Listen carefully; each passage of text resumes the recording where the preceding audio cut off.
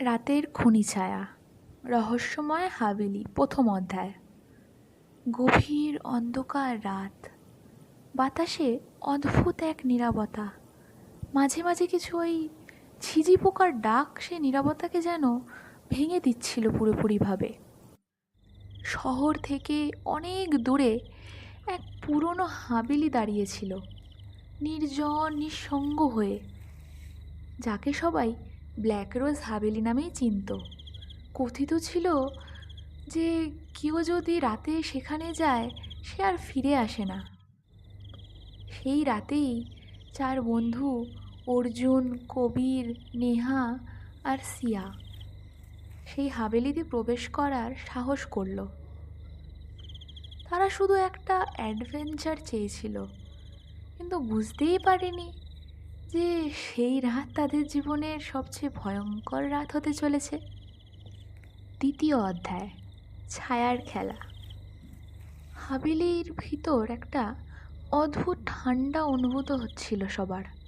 কাঠের মেঝেতে তাদের প্রতিটা পায়ের শব্দ প্রতিধ্বনিত হচ্ছিল।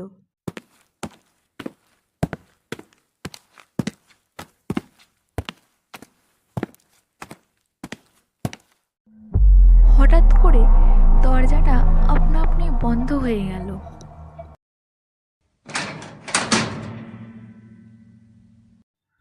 এটা কি কৌতুক? সিয়া ভয়ে ফিসফিস করলো।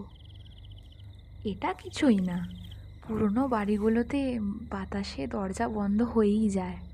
কবির বোঝানোর চেষ্টা করলো তাকে।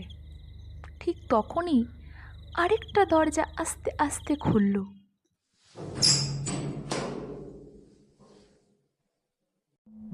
ভেতরে শুধুই ঘন কালো অন্ধকার, কিন্তু মনে হচ্ছিল কেউ যেন দাঁড়িয়ে আছে। নেহা টর্চের আলো সেই দিকে ফেলল, আর আচমকা একটা ছায়া দ্রুত সরে গেল। দৌড়াও! অর্জুন চিৎকার করলো, কিন্তু তাদের শরীর যেন পাথরের মতন ভারী হয়ে গিয়েছিল। রক্তে লেখা বার্তা, তৃতীয় অধ্যায়। যেভাবেই হোক তারা সেই ঘরে প্রবেশ করলো।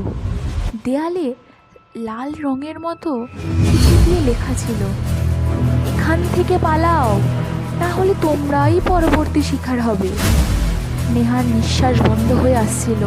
ঠিক তখনই শিয়া মেঝেতে একটা পুরনো ডায়েরি দেখতে পেল। সেই ডায়েরিটি খুলতেই প্রথম পাতায় লেখা ছিল, আমি মাধব, এই হাভেলির এক চাকর। আমি আমার মালিকের হত্যা নিজের চোখে দেখেছি, কিন্তু এখন আমিও এই অভিশপ্ত বাড়িতে বন্দি। যদি কেউ এটা পড়ো, দয়া করে এখান থেকে পালিয়ে যেও। ডায়েরির পরের পৃষ্ঠাগুলো রক্তে ভেজা ছিল। হঠাৎ দরজার পেছন থেকে কারো পায়ের আওয়াজ শোনা গেল।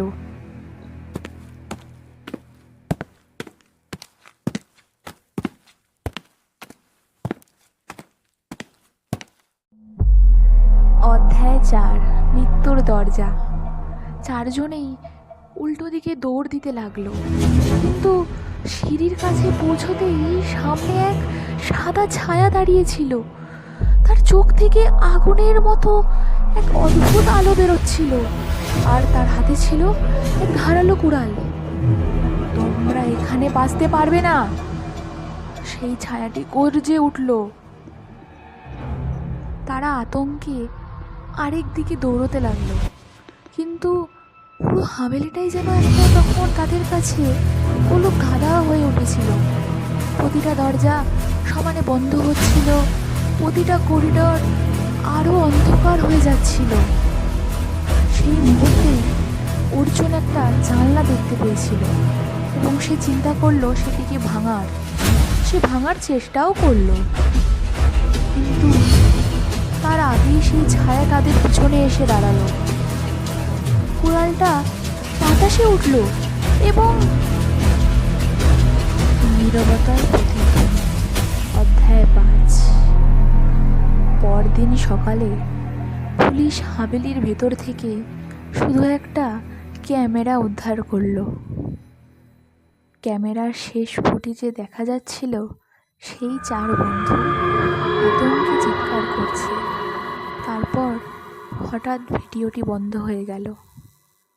আজও যারা সেই ভিডিওটি দেখে তারা শেষ ফ্রেমে সেই সাদা ছায়াকে দেখতে পায়, যেন সে এখনো এক নতুন শিকার খুঁজছে।